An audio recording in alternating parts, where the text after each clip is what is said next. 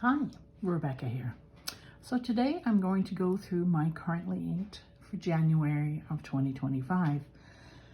I didn't do a currently inked earlier this month because I did one in December and some of the pens are carryovers from December. But I'm going to go through what I've written dry, what I've enjoyed, what I've not enjoyed, the pens I've added over the course of the month, and just go through all of that, a typical currently inked, except I won't be writing with the pens. I have everything pre-written. So today we are in a Tomoe River notebook, so I will write that.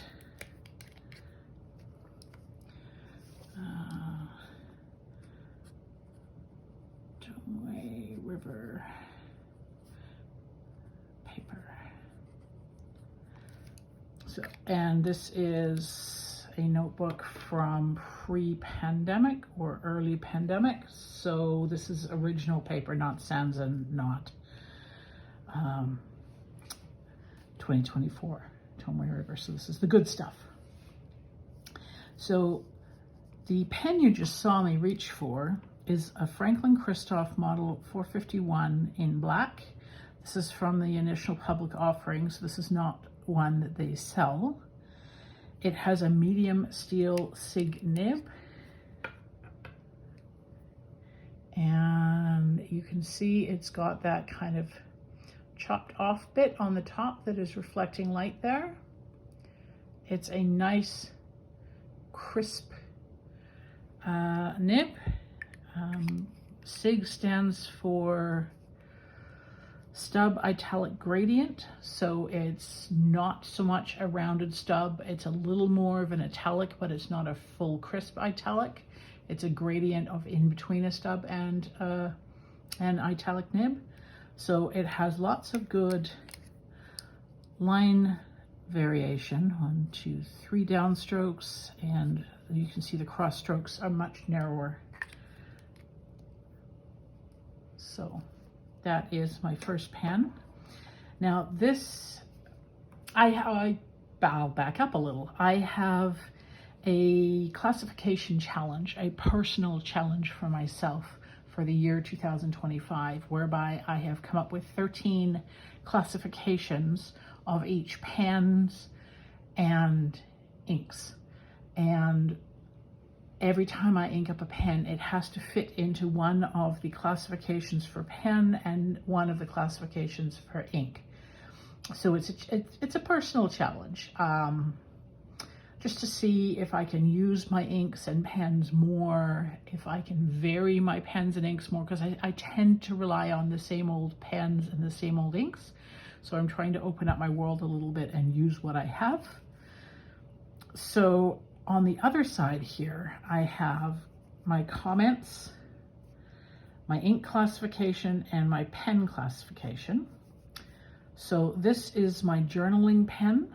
So this is actually the pen, you will get sick of seeing this, but you will be seeing this for the whole year unless I just can't stand it anymore. But I don't think that's going to happen because I love this nib.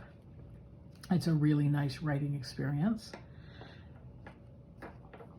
And let's see what else. So it's the journaling pen, and it will be the journaling pen for the entire year because it writes in my Some Lines a Day journal. The ink this month is a Diamine ink, Diamine Cashmere Rose. I should have said that earlier, sorry. Beautiful dusty pink. And this is my comments. This is the 2025 journaling pen for the entire year, and I love this nib. No surprises there. So what is next? Next up, this was a holdover from December. It was my Platinum 3776 celluloid in the tortoise colorway. This has a medium 14 karat gold stub nib, and it is a Jack Hernandez stub nib. And the ink in it is Robert Oster Khaki. And I classified this pen was a classic pen. The ink is a green ink. I'm challenging myself to use 3 different colorways that I have most most inks in, and those are taupe and browns. That's one classification, taupes or browns, corals or greens. Those are my three ink classifications, ink families that I are using as a challenge this year to use as much as possible. And then my comment is, this was much better with the replacement feed. Yeah, I snapped the feed on this puppy. The Platinum 3776 feeds are very delicate, and you can see how thin that is. Look at the profile, it's so thin. I snapped the feed right about there and sent it away, got it fixed, but the feed never wrote again properly. It had to be primed for every single use. So if I wrote a few lines, stopped writing, picked it up again 2 minutes later, I had to reprime it. It was awful. So even with the nib, the feed repair, it just didn't work. So I replaced the feed by literally stealing one from another Platinum 3776 that I have that I don't use very much. And I basically just relegated it to the retired bench for now because it has the broken feed in it, and stole the feed and put it in here because I love this pen, and I am not letting such a beautiful, wonderful, delightful pen go unused. So it is in use, but it has been written dry and has been washed and cleaned and is ready to put away. So next up is my FaberCastell Hexo in bronze colorway. It has a fine steel nib, and the ink in it is Diamine Masquerade, or was Diamine Masquerade. I wrote this puppy dry. This was a holdover from December, and I wrote this dry in the first 2 weeks of January. Within the first 2 weeks of January, I got so much use because look at that shimmer. That's just crazy shimmer. I think you can see it. I hope you can see it. It's handling shimmer so well, and I was enjoying the writing experience so much that I wrote it dry. Now for ink classification, shimmer is a classification because I tend to avoid shimmer inks, and I'm trying to challenge myself this year. So one of my challenges is to use shimmer more often. So that's one of my 13 possible classifications for ink. And for pen, fine nib. I tend to rely on medium nibs. That is my happy place. So writing with a fine nib was a personal challenge. An extra fine nib is too much of a personal challenge, but I do have it as a classification option. I might pull one out now and then, but that's rough. I'm a medium girl. Yeah, I'm there. So anyway, FaberCastell Hexo, black section, black nib, steel nib, and a really, really nice writing experience. Very happy with that pen. So the next pen I had, also a holdover from December, but right at the end of December. This arrived in the last few days of December. This is my Kyalo 316 in the mixed green, or green mixed. I can never remember which it is, so I just wrote mixed green for now. It has the white finials, gold trim, obviously not real gold, but gold colored trim, and this beautiful green and white and translucent chatoyant resin. Absolutely beautiful pen. And it has a 1mm to 1.45mm steel long knife nib, and is inked with Robert Oster Jade for legibility. I considered a few bright spring green options and decided to go with Jade because it was the most saturated and legible of the green inks I looked at.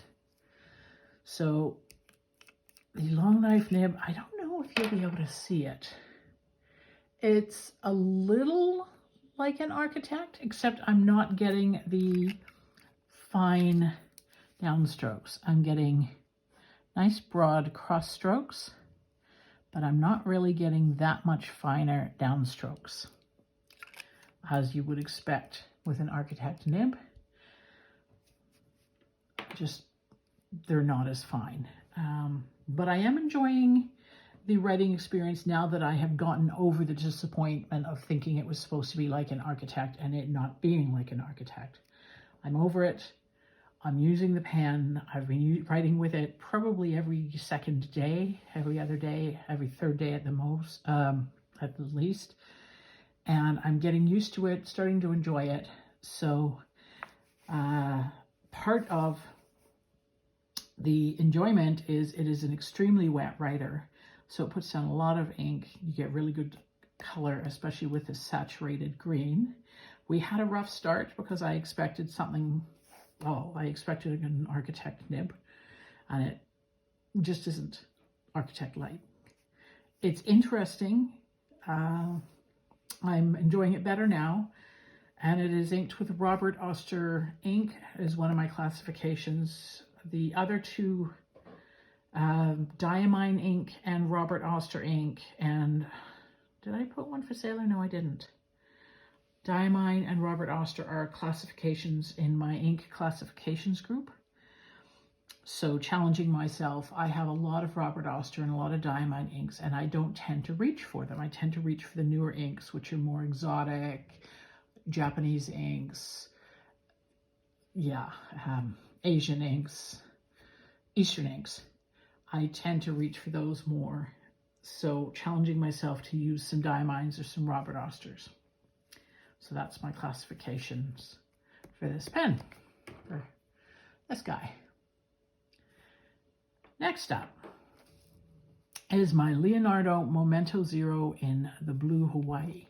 Now this is the Blue Hawaii, not the Dark Hawaii. So the Blue Hawaii has these great turquoise bits in it. Bright turquoise, lighter, brighter blue, not just blue, blacks, and navies. And it also has some nice brown and cream sections in it, in the stacked spaghetti resin. And I'm not a blue ink person. I do not like blue-black inks. I do not like classic blue inks. I have a few because I feel they should be in every fountain pen user's ink collection, but I don't reach for them because I'm not drawn to them. I wrote with blue ink most of my life, and if I'm going to write with a blue ink now, it's going to be one that stretches the definition of classic blues and gets away from that. So I have this one, the Blue Hawaii. It has a medium steel nib, and I inked it with Waringoul Robinson Crusoe, which is as you can see, a gorgeous, light, bright blue. Not quite a turquoise, kind of a sky blue, but very bright, very intense, very cheerful. So classification-wise, that was my wild card pen. It is a little wild for me to reach for a blue pen. This had been sitting for about 2 years unused. So wild card pen can be basically, it's a catch-all. It can be anything. And the ink classification is bright. So I loved this pen, ink, and nib combo, even though it is blue. Blues, I like blue. I wear a lot of blue. I just don't like dark blue or classic blue inks. And I wrote it dry. So that is a good thing. Next up is my Leonardo Momento Zero in the angel skin with a broad steel nib. This arrived in December. This is one I had wanted for years. When it first came out, it only came out in the Grande size with gold nib, and I just couldn't justify over $500 US for a pen. Just, to me, that was past my personal purchase point.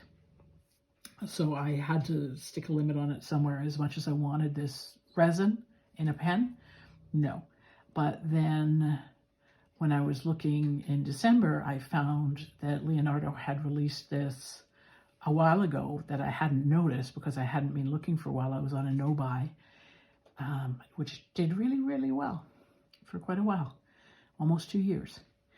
But I found this pen was released in the Momento Zero size with a steel nib, and I could afford it. So I bought it.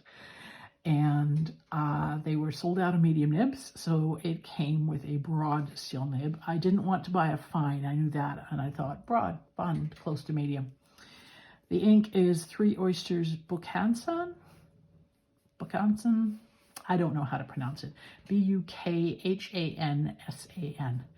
It's a bright orangey coral. It leans more towards orange than coral, but it is a very pretty color. And for classifications, I put this into the broad nib category, and the ink is a saturated ink.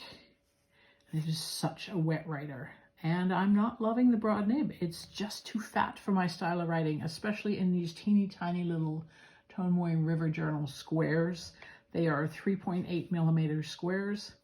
A broad nib, especially a wet broad nib, is just too much. So I have actually ordered a medium steel Yovo number 6 nib in a medium stub. A medium nib that is being turned into a stub by Salmon at Toronto Pen Company. So that should be coming sometime early next month for this pen. And then it will be a medium nibbed pen, just like all my other medium nibbed pens, because I am very basic.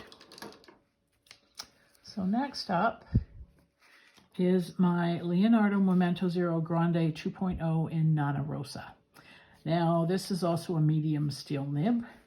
So again, still with not willing to pay the extra $150 to $200 or so to go up to a gold nib.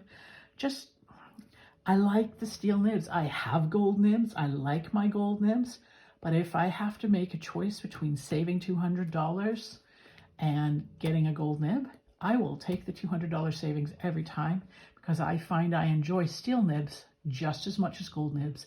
You could put a gold nib in my hand. If I was blindfolded and couldn't see what it said on the nib, I would not be able to tell the difference between a good steel nib and a good gold nib. I cannot tell. I know that about me. Therefore, there is no point in paying the extra money for a gold nib. So, the ink is Wearingeul Geppetto, which is a very soft, unsaturated, delicate ink in a very freaking bright pen. So I bought this pen because it delighted my heart. It just made me all feel warm and happy inside to think that this could be mine. Such a bright, cheerful pen. So the resin is called Nana Rosa. It's from the Galactica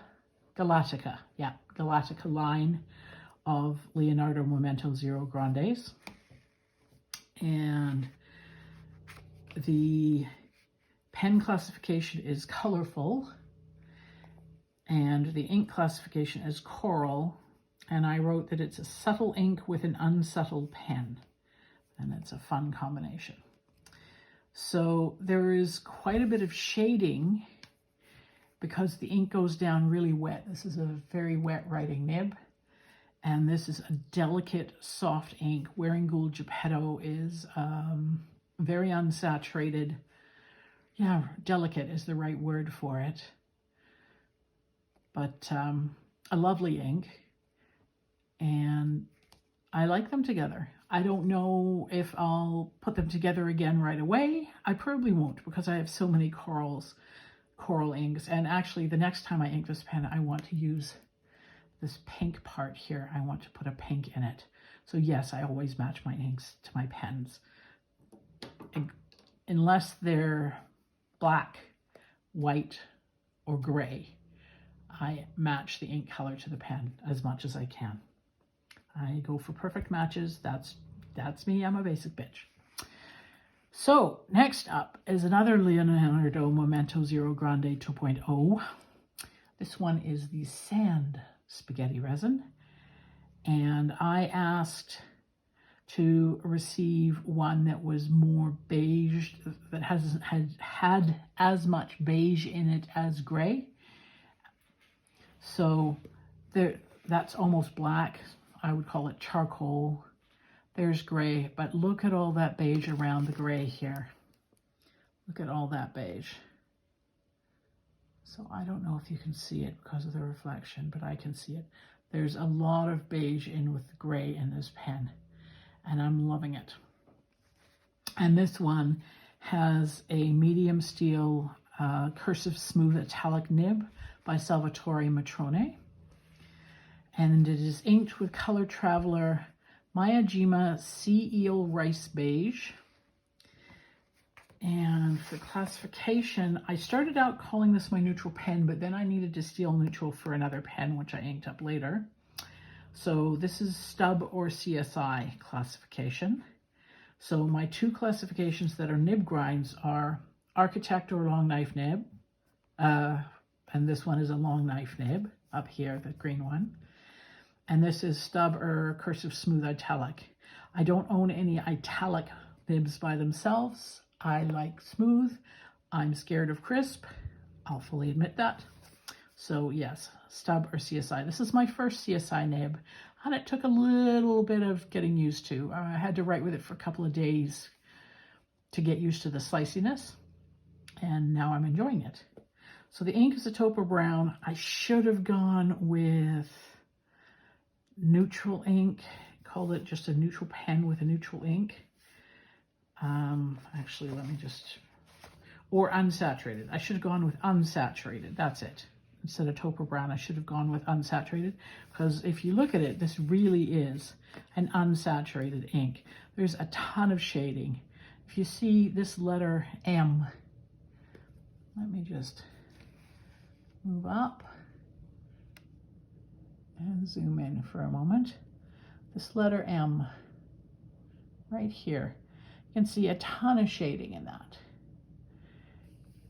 The O's, the O of color there, just there's so much shading going on here. So this is an unsaturated, let's see if I can get back to where I was roughly.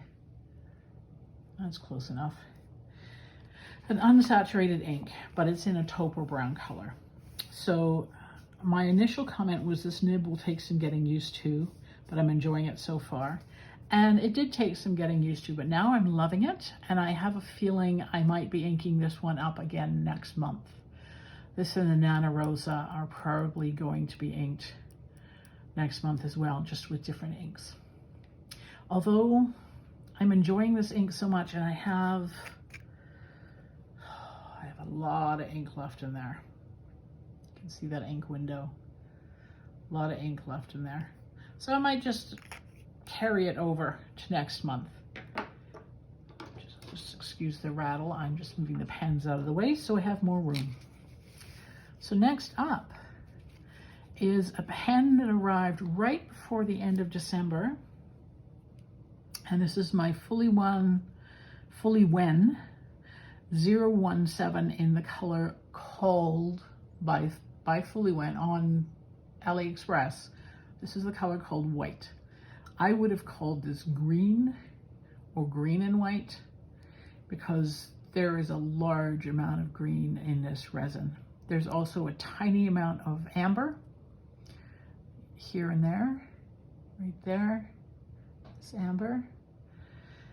And a hint of really intensely dark green, almost black, but it's a greenish white pen, green and white pen. Now this is also a cigar shaped pen, which I'm not a fan of, and a clipless pen, which I'm not a fan of. I ordered this because I was fascinated by the resin and I wanted to see it, and it wasn't too expensive, so I thought I'll break my no more cigar shaped pen rule for this one because the resin just, yeah, fascinated me. So it has a medium steel nib. I actually ordered it with a fine nib. I don't know why. I was in a mood, but when it came to me, tucked into a little tiny plastic bag was a medium nib along with the fine that was in the pen. So I promptly yanked out the fine and put in the medium. And the interesting thing is it's a bit stubbish. It's not an entirely stubby, but you can see the line variation there.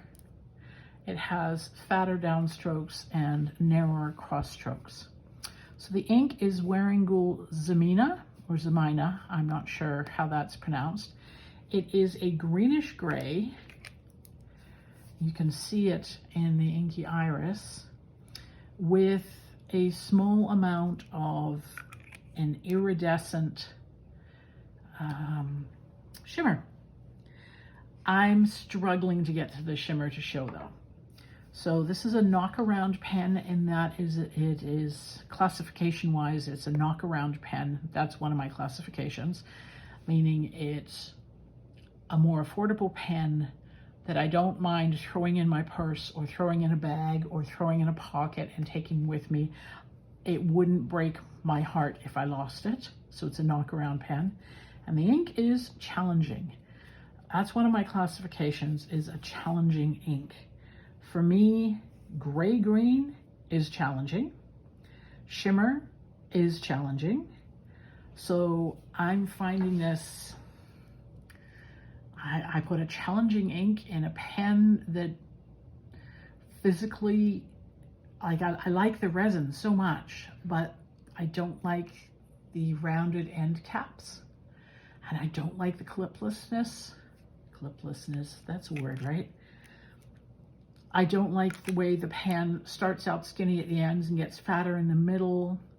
Just, I like it in a Leonardo because it has those beautiful conical finials, flat, almost flat conical finials, but I'm struggling with this pen, and I'm struggling with this ink, which I knew I would. I called it a challenging ink, so I called it correctly. Yeah, struggling. That one at the end of the month is getting cleaned out. No matter how much this ink is left in there, I'm cleaning it out and putting it away for a while.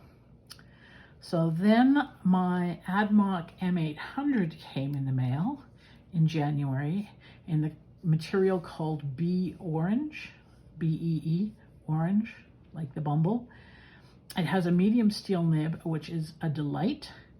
And I inked it with Robert Oster Green Olive, which, as you can see, is a glorious bright yellow.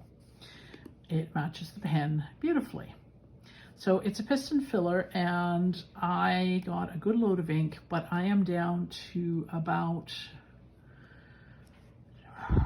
less than 2/3 of a piston load right now. I've been writing and writing and writing with this one. I've really enjoyed it. No shading whatsoever. It writes so wetly that I'm able to get zero shading, which is good because I'm not a huge fan of excessive shading. So for classification, this is a medium nib. That's kind of, most of my nibs are medium, but I left that in there as a classification option if I needed it, and I needed it when I got this pen. And the ink is a wild card. You saw a wild card pen earlier. This is a wild card ink. Yellow is outside of my wheelhouse. I own, I think, 3 yellow inks, and I just don't reach for them without intention. And very rarely reach for them. Sorry if you heard that big bang. That's my puppy. She is playing with her chew toy, and it is a big, hard plastic bone-like chew toy. It's an indoor bone, basically. Outdoors, she has real bones, but we don't let her bring the real bones indoors. So for comments, I say this is a fun pen, fun ink, great wet nib, cheerful. Yeah, I've really enjoyed writing with this. This Admar M800 is a really nice pen and a really affordable pen. And the last pen on my list is my Pilot Kako Matomi Dreams pen in the colorway pink, which I think is a neutral. It's like a brown pink. It's very neutral. Anyway, has a medium steel nib, which is more like a Western fine nib. And the ink is Wearingeul Don Quixote. And for classifications, I'm calling it a neutral pen because look at that. That's about as neutral as you can get. It's a brown pink, but it's very much a neutral colored pen. And the ink I classified as unsaturated, but what I should have done is called this one up here unsaturated, and this one down here taupe brown. So it's a gorgeous nib on an affordable little plastic pen. So it is just plastic. It's not a fancy resin or anything, but it's very affordable. It's a really nice writer. I'm glad I grabbed one of these when they came out. And this is the, you saw 3 piston fillers. So these are my piston fillers. This is my only pen that has a cartridge in it. I took the cartridge it came with, the black Pilot cartridge it came with, drained the ink out of it, flushed it clean, dried it with a Q-tip, and then filled it with Wearing Gold on Quixote. And have been enjoying it ever since. This one's going to carry over into February for me. I am loving this combination. So, neutral, unsaturated, yes, we already went over that. The dogs are now playing. So yeah, that's my currently inked for this month. Let me just grab them all. It's gonna get loud. In roughly random order, here they are. So I'll pull out the empties, 1, 2, 3. So these are my empties. These are still inked. This is going to be emptied. This is going to be emptied. This will get a new ink in it, but it will still be in use for February because it's my journaling pen. This one's going to be emptied because I have a new nib coming for it. And I think these will be my holdovers into February. So call these December and January only. Journaling pen, February. I hope to see you back here in February, and I should be putting out more videos at least once a week. Hopefully a little more often than that, but I'm trying really hard to put out 4 videos a month, maybe 5. So yeah, thanks for sticking with me. I hope you got something useful done while I was blathering away. Have a great day. Bye-bye.